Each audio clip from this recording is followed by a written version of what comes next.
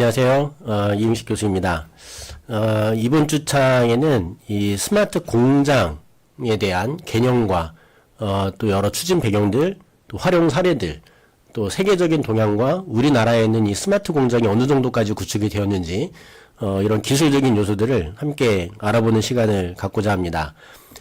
이 스마트 팩토리라는 개념은 우리가 4차 산업혁명이라는 Fourth Industry Revolution 이라는 용어가 시작되어지는 모태가 된 인더스트리 4.0 독일에서 이제 시작된 공장 자동화를 인공지능을 가미한 기존의 공장 자동화라는 개념을 한층 더 뛰어넘는 그런 개념으로 인더스트리 4.0이라는 용어가 독일에선 쓰이고 있었고, 그것이 우리가 현재 사용하고 있는 4차 산업혁명의 모태가 되어진 개념입니다.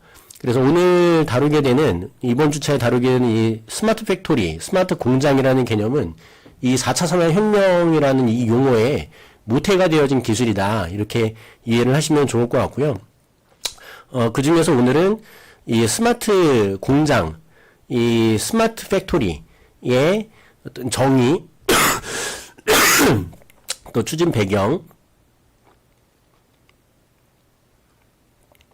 또 이 스마트 공장에서 핵심적으로 쓰이는 기술 중에 하나인 사이버 물리 시스템. 이 사이버 물리 시스템이라는 거는 가상의 물리 환경에서 공장의 여러 운영 체제나 이런 것들을 미리 모사해보고 그 개념 그대로를 실제 현장에 적용을 하는 이런 이 핵심 기술을 이야기를 합니다.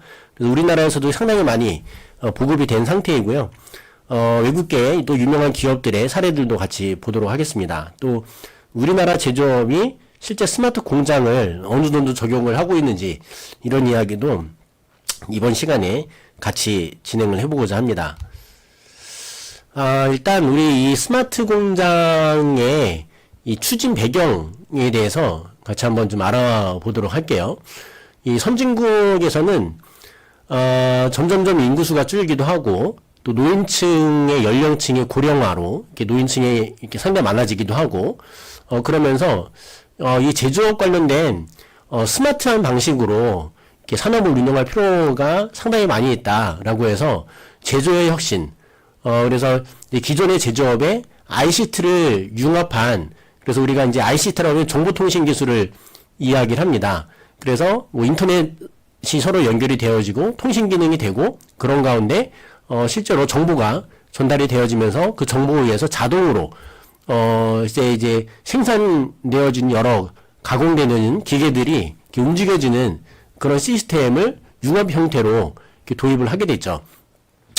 그래서 이 현상은 현재 우리나라도 마찬가지입니다. 점점 이렇게 고령화가 되고 있죠. 이제 젊은 층에 실제 일할 수 있는 층이 점점 좀 줄어들고, 나이대가 점점점 연령대가 높아지면서 실제 생산 현장에 투입될 수 있는 그런 인력들이 점점점 제한이 되어져 가고 있습니다.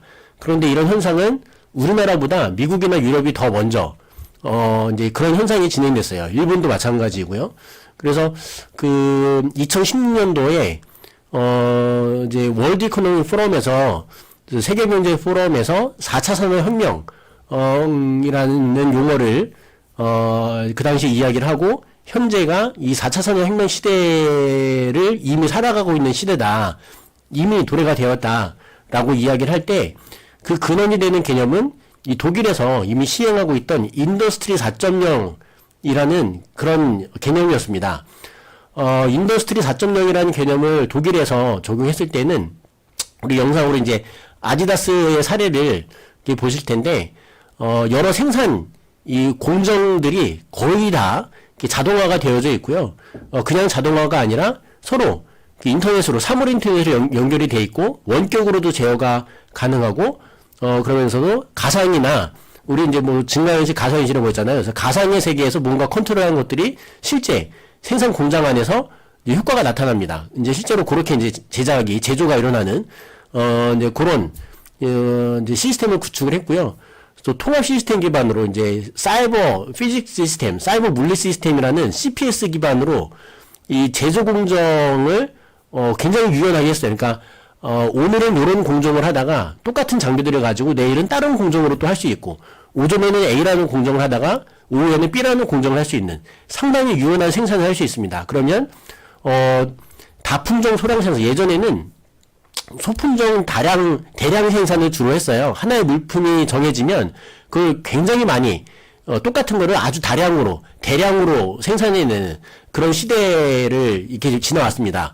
그런데 점점 이제 소비자들이나 이렇게 수요자들의 이렇게 요구도가 굉장히 다양해진 시대에 있죠. 이제 개인 맞춤형이라는 시대가 되어져 있기 때문에 상당히 다양한 제품들을 소량으로 생산을 해야지만 경쟁력이 있는 그런 시대에 돌입을 했습니다. 그래서 이런 통화 시스템 CPS라는 이 사이버 물리 시스템이라는 것을 기반으로 제조 공정을 유연하게 하면서 이제 그러면서 이제 다품종 소량 생산을 이 하나의 공장 안에서 유연하게 이제 이룰 수 있는 이제 그런 기반을 이루었습니다. 이제 그 시작이 독일에서 상당히 먼저 이렇게 진행을 했어요. 2010년대 이후부터 그런 과정들을 실제 공장 안에 적용을 해왔기 때문에 전 세계에서 아마 가장 이제 앞선 나라다 이렇게 볼 수가 있습니다. 그러다가 미국에서도 이 제조업 기반 이 제조라는 분야가 산업에 상당히 중요하다라는 인식을 다시금 하게끔 되었고요. 그래서 ICT, 이 정보통신기술을 기반으로 해서 이게 IoT도 연결이 되어지고 서로 네트워킹이 자유롭게 되면서 동일하게 이게 서로 생산 공정들이 서로 원격으로 서로 간에 제어가 될 수 있고, 이제 어떤 특정한 이 프로그램이 다양하게 적용될 수 있는 그런 제조업이 이제 적용이 됐습니다. 그래서 미국 같은 경우는 상당히 큰 시장이죠. 그래서 전 세계 소프트웨어의 80%를 미국이 이제 장악을 하고 있고요. 초고성능 컴퓨터 시스템도 53%를 점유하고 있습니다. 전 세계의 53%가 다 미국 안에 있어요. 엄청난 시장인 거죠. 그래서 이 제조 공정을 디지털화를 하는 이런 과정들을 굉장히 빠르게 적극적으로 진행을 했고요. 서로 간의 연결성을 강화시키고 또 빅데이터를 연동시키고 새로운 분석 기법, 이 새로운 분석 기법 안에는 이제 인공지능을 통한 머신러닝, 딥러닝을 적용해서 인공지능을 통해서 분석하고 그 분석된 결과가 생산 공정에 적용이 될 수 있도록 이렇게 진행을 했습니다. 그런 상황이었는데요. 우리나라 같은 경우는 기존의 그 요소 투입형 성장에 굉장히 큰 한계를 가져왔어요. 그래서 우리나라 제조업 같은 경우는 미국에 갖고 있는 경쟁력 대비로 이거를 좀 수치화를 시켜봤을 때 2010년도에는 3위였다가 2013년도에는 5위, 2018년도에는 6위까지 이렇게 점점 떨어지는 이런 상황이 됐습니다. 그래서 기존의 제조 공정을 어떻게 하면 디지털화를 할 거냐, 어떻게 더 스마트화를 할 거냐, 또 인공지능이라든지 IoT라든지 이런 ICT 기반의 이런 기술들을 어떻게 해야 제조업에 적용을 해서 보다 더 효과가 높은 우리나라도 하나의 공정 안에서 이제 다품종 소량 생산을 상당히 고퀄리티를 할 수 있는 이런 기술들을 접목을 해야 된다. 이런 이슈들이 상당히 높게 대두가 됐습니다. 그러면서 우리나라 같은 경우는 산업 생태계가 상당히 복잡하고요. 서로 산업 간의 연계성이 상당히 긴밀합니다. 그래서 공급 사슬과 연계된 이 스마트한 기술들이 연계가 되어서 이제 낭비를 많이 없앨 필요가 있어요. 이제 효과성을 높이고 적은 자원으로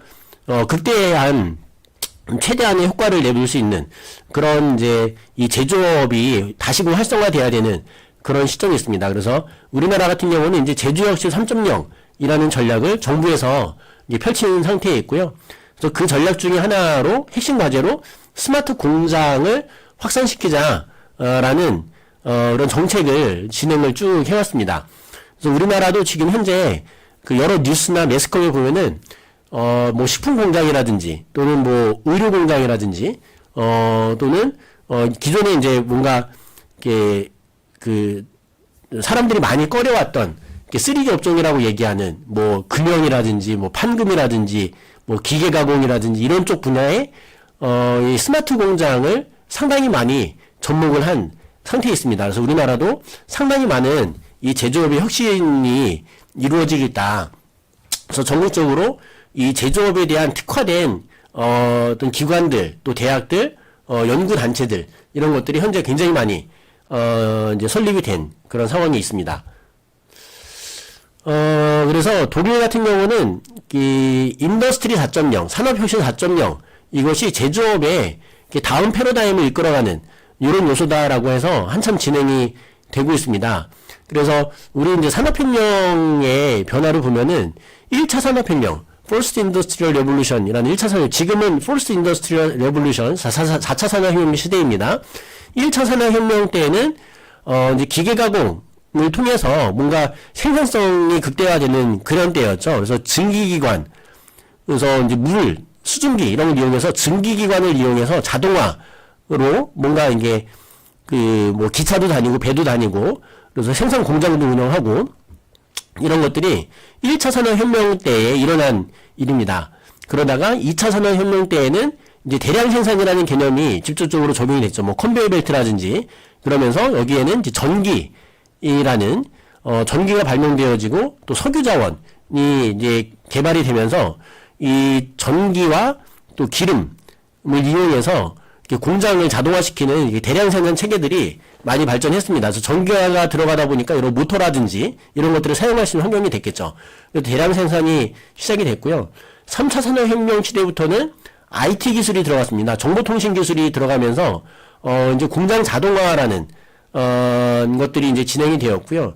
4차 산업혁명 시대부터는 이제 사이버 물리 시스템, 또 IoT 기능, 또 빅데이터, 인공지능 이런 기술들이 가미되면서 이제 본격적인 이 다품종 소량 생산을 유기성 있게 유기적으로 이룰 수 있는 그런 시대를 이제 가고 있습니다.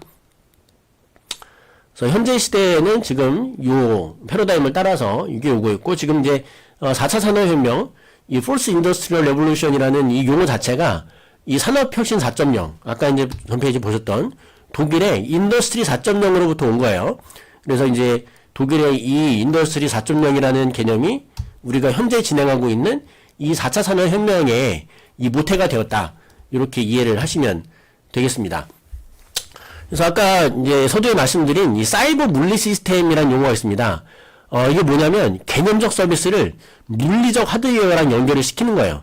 컴퓨터 사이버의 가상의 환경, 컴퓨터 환경에서 우리 이제 뭐 VR이라든지 헤드마운트 끼고 이제 가상현실에 이렇게 들어갈 수 있잖아요. 그래서 컴퓨터 모니터에서 나타나는 그런 가상의 세계에서 여러 생산 공정이라든지 이런 것들을 다 미리 가상으로 뭔가를 이렇게 구축을 해놓고 거기에서 생산을 하게 되면 이제 가상으로 생산을 하면 그 생산되는 모든 공정들이 실제 공장 안에 실제 장비들하고 다 인터넷으로 정보가 연결이 돼 있어서 인터넷으로 연결돼 있는 거죠. 연결돼 있어서 그 가상현실에서 진행되어지는 공정의 프로세스가 그 정보가 그대로 실제 현장에 있는 공장의 그 현장에 있는 이 생산 공정 장비들의 그대로 데이터가 넘어갑니다. 그래서 가상의 세계에서 이 생산한 것과 똑같이 실제 생산이 되어지는 이제 그런 과정들을 가고 있어요. 그래서 이런 것들이 이제 융합 기술로 쓰이고 있습니다. 그래서 통신 기능, 커뮤니케이션, 그리고 센서 기술, 또 액추에이터 기술, 센서와 액추에이터와 여러 이제 제어 기술, 이런 것들과 컴퓨팅 기술, 이런 것들이 다 묶여져서 이 사이버 피지컬 시스템이라는, 사이버 물리 시스템이라는 이런 것들이 이제 가능해진 거죠. 그래서 인터넷 서비스를 통해서 뭐 PLM이라든지 SCM, 뭐 CRM, QMS, ERP 이런 것들은 다 이제 생산 과정을 관리하는 그런 시스템을 이야기합니다. 다 컴퓨터에서 이제 작업을 하게끔 이렇게 되어져 있고요. 이게 실제 스마트 팩토리라는 앱 플랫폼에 들어가요. 그러면 데이터가 앱이니까 가상의 환경이 되겠죠. 그 앱의 시스템에서 실제 사이버 물리 프로덕션이 일어납니다. 이제 사이버 세계이지만 실제 물리적으로 뭔가 생산하는 공정을 쭉 진행을 하게 되면 지금 뭐 PLM, SCM, CRM, QMS, ERP 이런 것들이 다 컴퓨터상에서 이루어진 거거든요. 이런 것들이 다 데이터가 이 스마트 공장 안으로 옵니다. 그래서 스마트 재료들이라든지 또는 스마트 프로덕션이 다 연계가 되어서 최종적으로는 실제 공장 안에서 실제 물건이 생산이 되어지는 그런 과정을 가는 거죠. 그래서 이런 것들을 진행할 때 인터넷, IoT 기능이 접목이 되고요. 그래서 실제 장비에서, 기계 장비에서 센서, 그리고 액추에이터, 컨트롤러, 그리고 모바일 디바이스들, 이런 것들이 다 연계돼서 가상의 세계에서 뭔가 생산하는 프로세스를 한 것과 똑같이 실제 환경에서 제조가 일어나게 됩니다. 상당한 혁신적인 방식인 거죠. 그래서 CPS를 이제 본격적으로 볼 텐데요. 아까 보던 대로 뭐 센서 액추에이터 컨트롤 기술, 컴퓨팅 기술, 또 통신 기술 이런 것들이 다 몰려 있습니다. 그래서 사이버 물리 시스템이라고 용어를 해요. CPS입니다. 사이버 피지컬 시스템, 그래서 CPS라고 이야기하고요. 이거는 물리 시스템 그리고 프로세스와 컴퓨팅의 통합으로 만들어졌고 센서와 액추에이터를 이용해서 물리적인 프로세스를 모니터링을 계속해요. 그러면서 물리 시스템의 새로운 특성과 능력을 제공을 합니다. 그래서 이 CPS는 모든 사물들이 서로 연결되어 있어서 이제 IoT 기능이 접목이 된 거죠. 모든 사물들이 서로 통신을 합니다. 정보가 주고받아요. 그래서 인터넷으로 연결되어 있는 거죠. 그래서 서로 정보를 교환하는 사물 인터넷, 인터넷 오브 띵즈라는 사물 인터넷에서 컴퓨팅과 또 물리적인 실적 공장의 그 현장에서의 세계가 네트워킹을 통해서 유기적으로 융합이 되면서 사물들이 서로 이렇게 정보를 주고받는 이런 소통을 하면서 자동적으로 또 지능적으로 생산 공정이 제어가 되어집니다. 최적화된 공정으로 가장 효율화된 자원을 사용해서 최대한의 효과를 낼 수 있는 그런 시스템이다 라고 볼 수 있는데요. 실제 그 구축 환경을 한번 보실게요. 이 영상을 보시면 실제 컴퓨터상에서 작업자가 이 CPS가 어떻게 보이는지 볼 수 있습니다. 이거 프로그램 화면 배치인데요. 실제 작업 공정들이 이렇게 가상의 VR 이 환경에서 쭉 있습니다. 이건 다 이제 사이버 이 세계인 거죠. 컴퓨터 모니터로만 볼 수 있는 그런 세계입니다. 여기서 이제 공정들을 다 하나하나 이제 세팅을 하고 작업자들에 대한 모션까지 이런 거 다 예측해서 이렇게 하고요. 어떤 공정이 어떤 액션을 한다라는 것들을 다 정의를 해줘요. 그렇게 해서 실제로 액션을 시켜보면 이제 실제 이런 그 장비들은 공장 안에 그대로 다 구축이 되어 있습니다. 그래서 그 장비들에 구축되어 있는 센서나 액추에이터들이 서로 계속해서 정보를 주고받는 거죠. 그래서 지금 이제 컨트롤을 쭉 하게 되면 여러 가지 이제 옵션들을 다 줘요. 생산 공정에 필요한 옵션들을 여기도 옵션들을 다 주고 뭐 어떤 작업들이 어떤 물건들이 들어가서 어떤 스피드로 또 어떤 공정들을 거쳐서 이제 이것이 다음 스텝으로 넘어가게 된다. 이것이 이전 기기하고 그 다음 기기하고 이제 어떻게 연동돼 이런 걸 다 해요. 그래서 모션 캡처도 다 하고 작업 구간도 설정하고 이제 표준 작업 시간도 설정하고요. 나중에는 작업에 대한 난이도까지도 이제 설정을 할 수가 있습니다. 뭐 작업 구간에 대한 세팅들 이렇게 하는 것들을 볼 수가 있죠.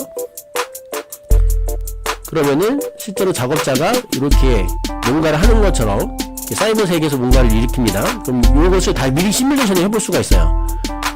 그래서 공장 설계 작업자 CPS, 뭐 공장 운영 작업자 CPS, 그래서 어떤 작업자가 어떻게 들어가는 것처럼 보이는지 이런 것들이 다 가상의 세계에서 물리적인 환경을 구축을 해냅니다. 뭐 작업 시간을 실제로 뭐 검증도 하고 그러고 나서 작업 순서에 대한 검증도 하고 지금 뭐 드릴 공정이라든지 뭐 이런 게 다 있죠. 이게 나중에는 다 자동화가 됩니다. 지금 이렇게 사람이 하는 것처럼 보이지만 나중에는 실제 자동화 공정에 의해서 자동으로 다 생산이 되어져요. 그렇게 하고 나서 작업 동선도 이제 검증을 하게 되고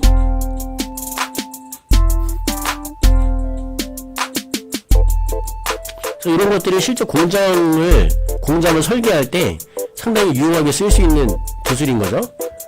어떤 공정이 이루어지고 그 다음 공정을 어떻게 가고 그럴 때 작업의 효율성이 어떤지 작업 시간이 어떤지 이런 것들을 다 검증할 수 있습니다. 이 작업이 실제 현장이에요. 거의 같죠? 장비들이 있고 작업자가 하는 것들이 다 그대로 이제 구현이 되고 있습니다. 근데 이런 식으로 이렇게 사이버 물리 시스템을 연동을 해서 이제 보다 더 효율적으로 생산 관리가 될 수 있도록 그렇게 진행을 합니다.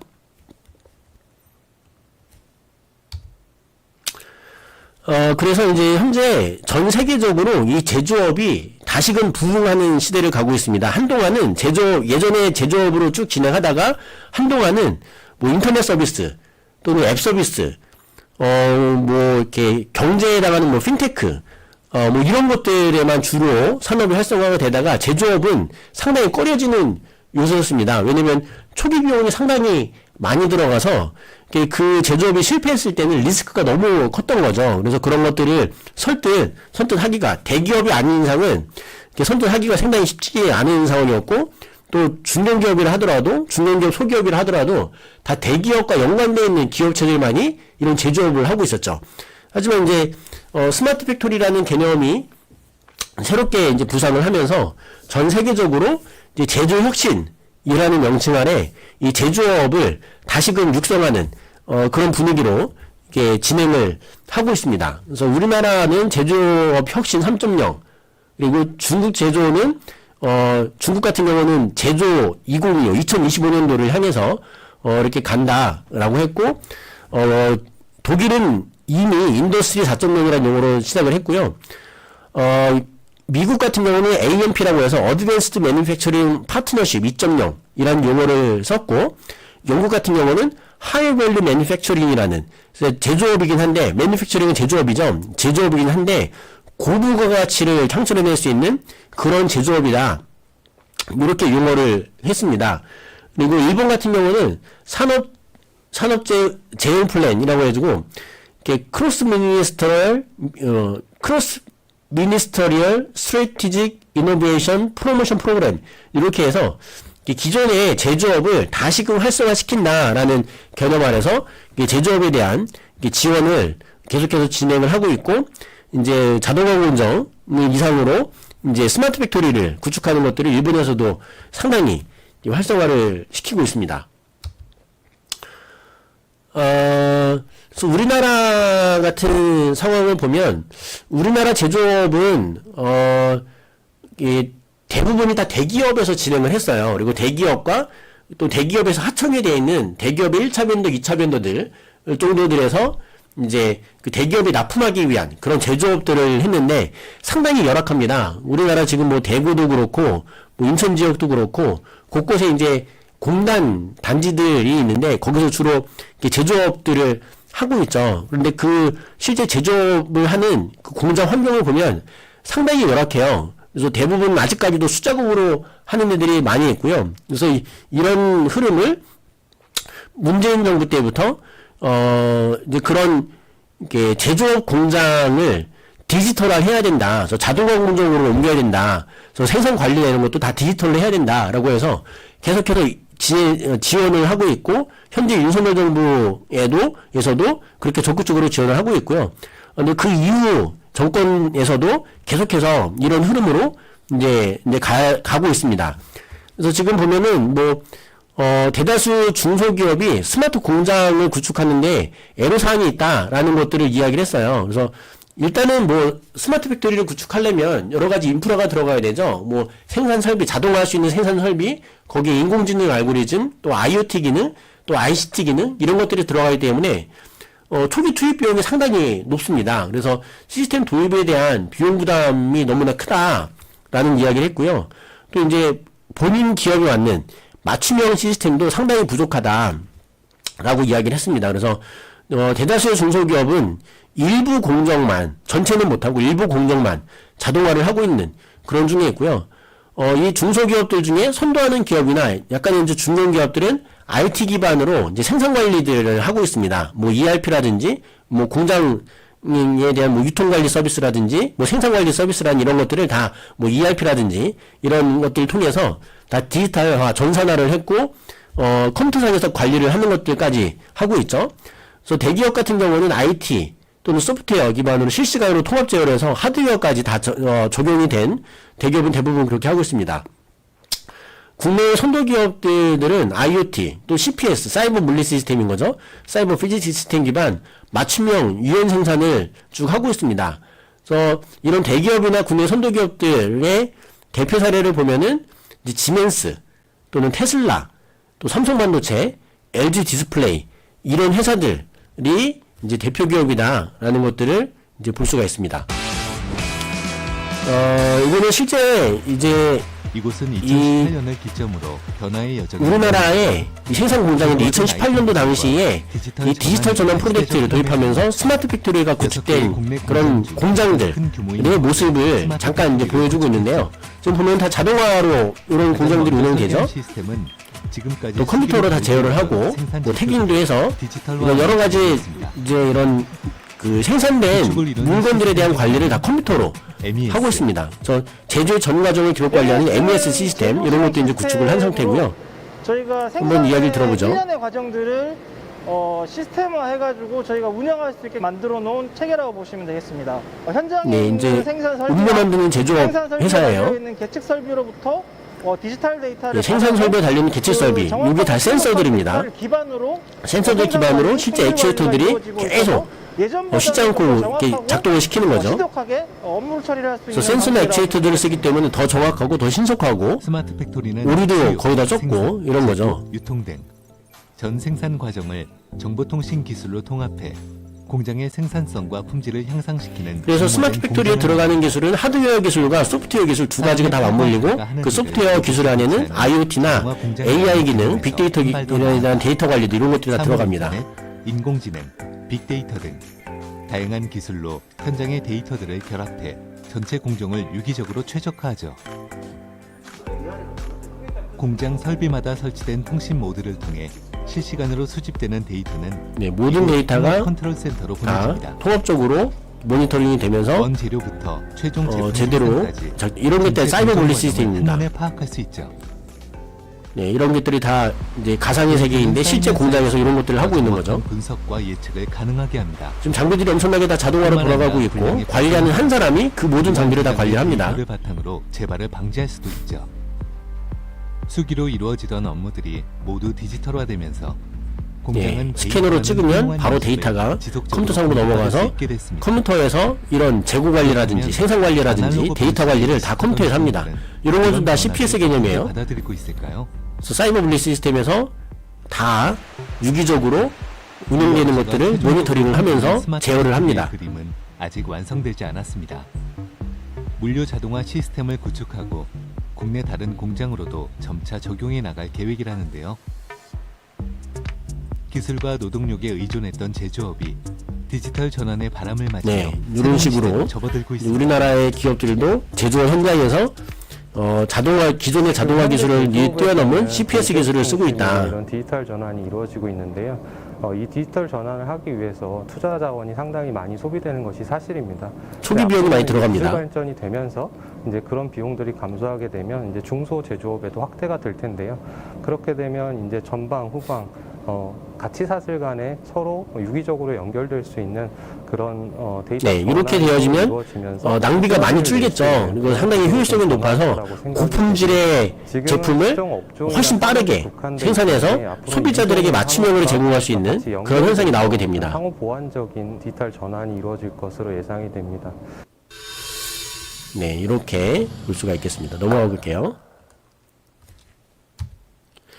네, 그래서 이번 주차 내용을 좀 정리해보면, 이제 스마트 공장이 뭐냐, 이런 얘기들을 용어적으로 좀 같이 살펴봤고요. 그래서 스마트 공장의 정의, 또 이러면서 이제 사이버 분리 시스템이라는 CPS가 뭔지, 그리고 이제 추진 배경 가운데 다른 나라들, 뭐, 독일이나 미국이나 이런 나라들이 또 어떻게 했는지, 이에 반해서 우리나라의 스마트 공장의 기업 현황이 어떤지, 이런 것들을 같이 살펴봤습니다.